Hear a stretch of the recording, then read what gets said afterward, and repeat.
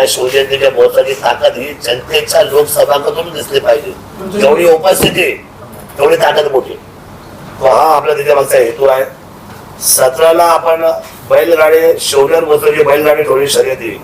तर त्या शर्यतीमध्ये आपल्याला मी सांगतो की बैलगाडा यावर्षी तर 17 आणि 18 या 2 दिवस आपण बैलगाड्या शर्यती घेतल्यात. कारण आपला हा ग्रामीण खेळ आहे.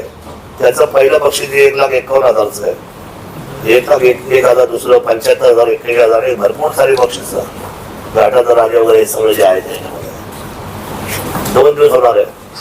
त्यानंतर भव्य कबड्डी स्पर्धा होणार आहे 60 किलो वजनाच्या. त्याचं नियोजन इथं आपण केलेलं आहे. मोठं ग्राउंड तयार करायचं काम सुरू केलं आहे. त्या दिवशी आपले 17ला सायंकाळी शंकरराव बुटके मैदान याच्यावर शिवसेनेचे ऐतिहासिक महानाट्य याच्यामध्ये 200 कलाकार आहेत.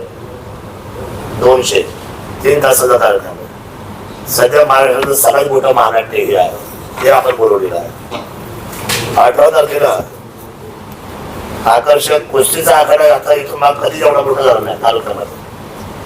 1 लाखाचं पहिलं बक्षीस. चांदीची गदा ही फिरती नाहीये. हे फिरती शब्द आम्ही काढून टाकले. त्याला चांदीची गदा द्यायची नाही माग. दुरुस्ती करायसाठी मी काल मिटिंग करून संध्याकाळच्या बैठक चालू इथं. तर चांदीची गदा देऊन टाकायची, मागा नाही घ्यायची. दरवर्षी चांदीची गदा द्यायची आपल्याला. त्याला वाटलं पाहिजे ना सोनेरी केसरी हे गदा दाखवायची आणि परत आपण घेऊन यायची. काय फायदा त्याचा फिरतीचा देऊन टाकायचा. तर चांदीची गदा, चषक, ढाल हे द्यायचं. नाव सांगा ना दादा. काय शिवनेरी केसरी म्हणून नाव ठेवलं. सांगितलं ना शिवनेरी केसरी 2025 कुस्तीच्या आखाड्याचं नाव असणार आहे.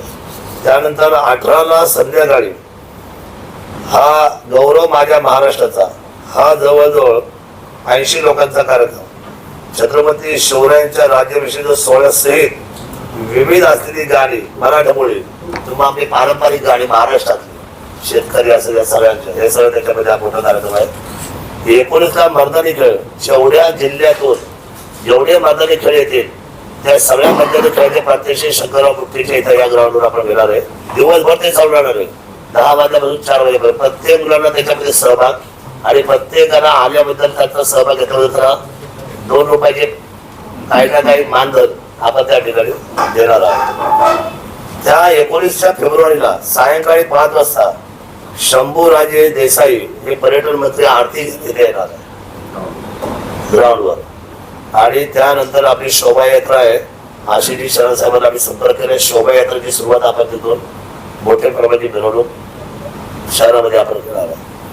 त्या दिवशी संध्याकाळी 7 वाजता वैशाली सामंत म्हणून आपण नाव ऐकून असाल की मोठ्या ह्या आहेत, त्या गायिका आहेत आणि त्यांचं मोठा 3 तासाचा कार्यक्रम आहे.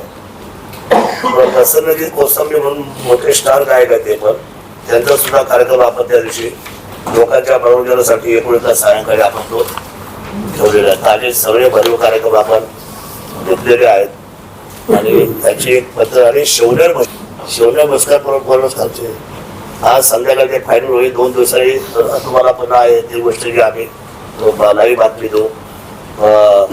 त्याच्यामध्ये साहेब बोलले की यावेळेला आम्ही काही खाली येत नाही, पुढच्या वर्षापासून सभा खाली घेऊ. यावेळेला थोडंसं कसं आहे की सरकार जुळवायला, मंत्रिमंडळ व्हायला, पालकमंत्री व्हायला थोडा उशीर लागला. त्यांच्यामध्ये ते म्हटले की पुढच्या वर्षीला तुम्ही सभा खाली घे, मी दरवर्षी खाली घे संबोधन करायला. आणि शिवनेर महोत्सवाचा जो स्वरूप आहे आपल्या शिवनेर केसरी आपल्याला शिवनेर भूषणचा ते पण मर्यादित 4-5 वर देऊ नका म्हणजे ठीक आहे. तर तसं नामांकित आणि सगळी माणसं ज्यांनी योगदान दिलं समाजामध्ये अशा 4-5 लोकांचा पुरस्कार द्यायचा मानस आहे. त्याची एक बैठक आमची झालेली आहे आमची टीममध्ये. दुसरी एखादा बैठक आज संध्याकाळी आम्ही करून त्याचे निर्णय फायनल अजून चर्चा केलेली नाही. आणि जे काही लोक योग्य त्यांना पुरस्कार आपण दिला जाईल.